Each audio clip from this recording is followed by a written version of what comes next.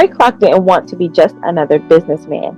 He wanted McDonald's to be the #1 fast food chain in the world. His competitive drive was infectious, pushing those around him to strive for excellence. This episode will discuss how to develop a competitive edge in a way that drives your business, career, and multifaceted life forward. Here's a quote from Ray Kroc. "As long as you're green, you're growing. As soon as you're ripe, you start to rot." Now think about how that quote can be applied to your life right now. Welcome back, my brilliant listeners, to another episode of the Brilliant Professor-ish podcast, where we talk about life unscripted on so many different levels. I'm your host, Dr. V, your brilliant solutionist and college professor turned life professor-ish. Now remember, if you like this vibe, be sure to share and subscribe to our YouTube channel, hit that notification bell, and leave your comments and thoughts below. We love hearing from our amazing community of viewers and listeners. So let's ignite a conversation and inspire each other to join the movement of helping brilliant people bankrupt 1 billion barrier plots by moving from resume to reinvention to remarkable, so they can live a life poured out above ground before all of that brilliance goes underground. Check out the corresponding blog post for the show notes and highlights, and that information will be in the description box below. Today we're kicking off an extraordinary series that ties into our Opulent Thinking for Opulent Opportunities theme that will empower and inspire you to unlock your true desires and reach new heights of success, fulfillment, and purpose. And so we're talking about an unyielding competitive spirit. Well, what is that? What is an unyielding competitive spirit? When talking about a mass or structure, unyielding is defined as not giving away to pressure, hard or solid. As it relates to a person's behavior, it means unlikely to be swayed or resolute. We're going to focus on 3 areas from Ray Kroc: his mindset, leadership, and personal mastery. I hope you're starting to notice a theme here. So let's start with mindset. Ray Kroc was intensely competitive, which fueled his ambition. He wanted McDonald's to be the #1 fast food chain in the world and went to great lengths to make that happen, including his controversial dealings with the McDonald brothers. Kroc had no interest in being second best and often positioned McDonald's against rivals like Burger King and Wendy's to push the brand further. A few days ago, I saw someone on Threads, and they posted that it's not that people are misaligned to what they are offering, nor is it always a marketing problem. Most people are just plain old scared. While the McDonald's brothers had an incredible vision, they didn't have the mindset or the fortitude to keep going. After about 3 or 4 attempts to franchise, they gave up and focused on building the best standalone burger business in town. For some of you, that may be your path.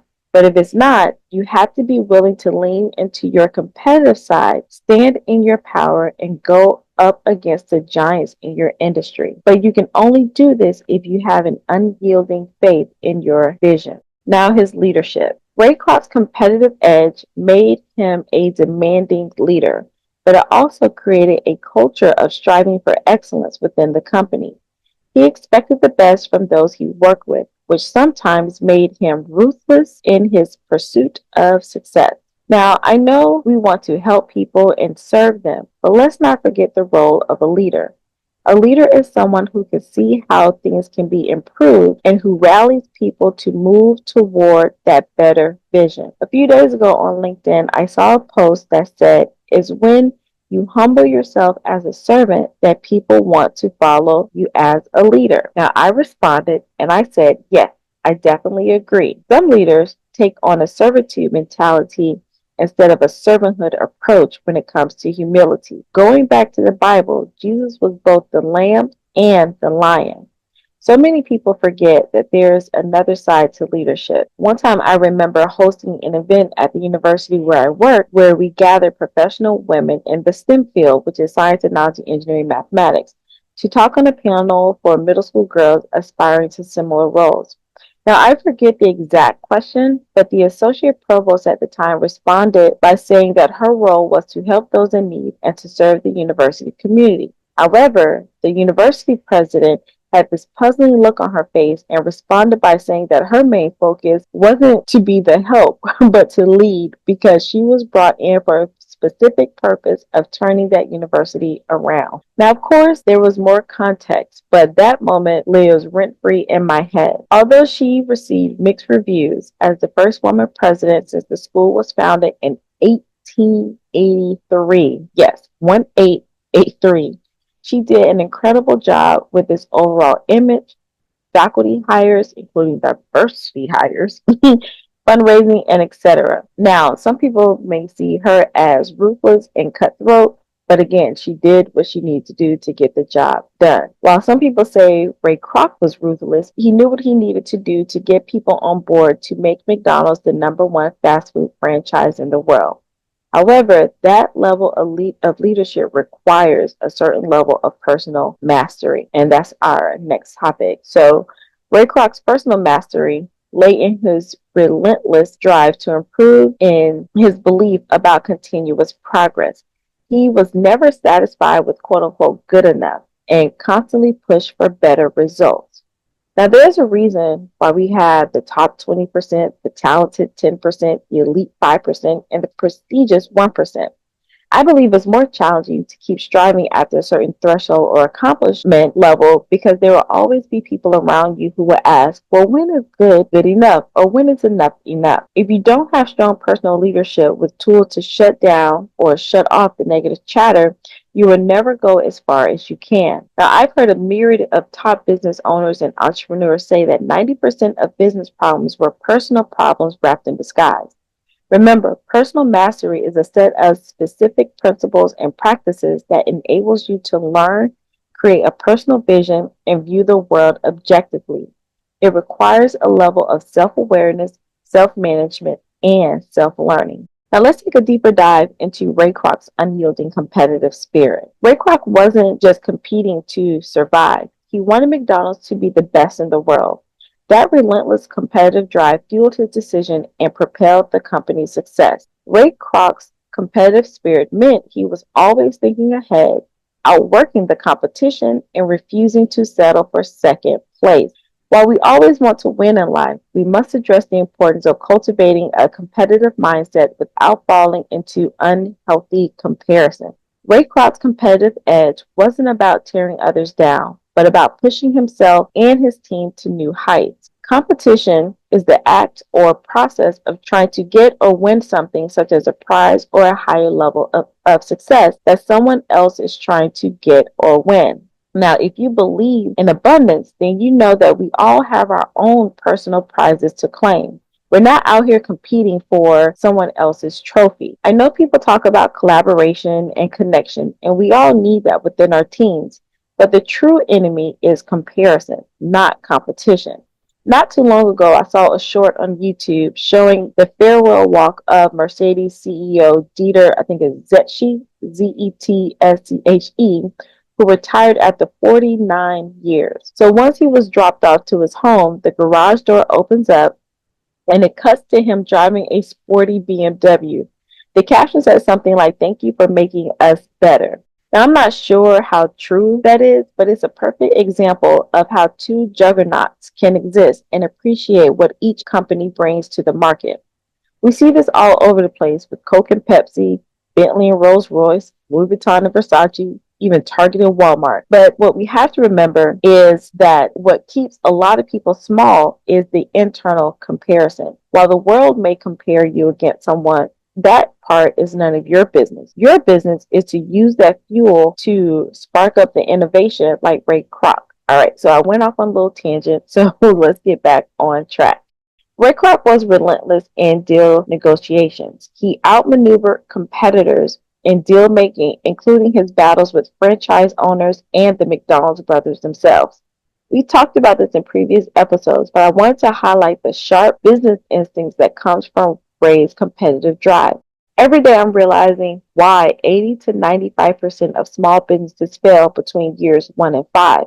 To put this into perspective, the SBA defines small businesses as generating between 1 million and 40 million in revenue and or having between 100 and 1,500 employees. Now, use that information how you please, but I know that was an ouch moment for me. Take it how you want. Now, I believe this. You literally have to have the stomach for this work. Ask yourself, can you stand up to people when necessary? Are you relentless in going after a deal even when you've been rejected? Can you make bold offers even when it seems unconventional? Ray Kroc's ability to negotiate deals and partnering with the right people led him to the realization that he was actually in the real estate business, not just the fast food business. So Ray Kroc learned how to turn competition into innovation. He didn't just want to beat the competition, he wanted to out-innovate them. As I stated before, competition can fuel innovation when used strategically. I'm sure that neither Ray nor his early franchisees created everything in McDonald's from scratch. Instead of comparing, they looked at what the competition had and either improved it or used it to develop new methods or concepts. Steve Jobs didn't invent the computer, but he innovated how it was being used. So ask yourself, how can you use your competition as fuel for innovation? Now, the last topic we'll discuss about Ray Kroc's unyielding competitive spirit is examining the balance between his competitive nature and the ethical considerations that came with it. Now, did Ray Kroc sometimes push too hard? Was he a saint? Now, there was a scene in the movie where the McDonald's brothers asked for 1% of profits or something like that in perpetuity, and Ray shook their hands and essentially said that the handshake was better than paperwork. At the time of the film, they estimated that that deal would have given the brothers and their estate $100 million a year, which was a drop in the bucket of what the company brings in worldwide. However, that agreement was never honored. Now, there is nothing wrong with winning or being relentless or having a competitive edge, as long as you understand and hold true to your values. Now, I don't know the full story of that deal, but there are times when you have to look past the current players at the table and see who you will be impacting in the future. So it's not always good to, want to stick it to your competition in that way. The competition, they also want to leave a legacy, so you have to think about who you're impacting beyond them. Now, as you know, we're not just talking about this, we're going to walk this out. So here are your action steps. Set a stretch goal. Identify one aspect of your business or career or any other of the 15 areas of your life where you want to outperform your competition. Set a goal that stretches your capacity and work toward it. Number 2, evaluate the competition. Research your top 3 competitors. What are they doing better than you? How can you learn from them? I actually have a spreadsheet of my competitors, so I'll be revisiting this step right along with you. All right, because I also do what I talk about. Now, number 3, think about continuous improvement. Implement a process of Kaizen. I hope I'm saying that right. It's a Japanese business philosophy of continuous improvement of working practices or professional efficiency or whatever you want to focus on. The key is about being continuous and focusing on incremental improvements, not these massive jumps, but continuous incremental improvements in your daily operation. So as we wrap up, let me know which step you're going to focus on with a start date and an end date. I trust that you enjoyed this episode, which is part of Mastering the Entrepreneur Mindset Lessons from the Ray Kroc series, where we discuss unyielding competitive spirit, cultivating the desire to win. Stay tuned for our next episode where we will discuss pragmatic leadership focused on results. Now, in closing, remember that while we always want to win in life, we must address the importance of cultivating an unyielding competitive mindset without falling into unhealthy comparison. It is my hope that something I said provided value for you, challenged your way of thinking, or just made you say, Let me know your thoughts in the comments below so we can turn this monologue into a dialogue. As always, keep living life unscripted, which means stop following the path that others have laid out for you, and remember that you are a trailblazer. We need your unique spark to ignite a wildfire of genius that cannot be extinguished. Until next time, see you on the other side.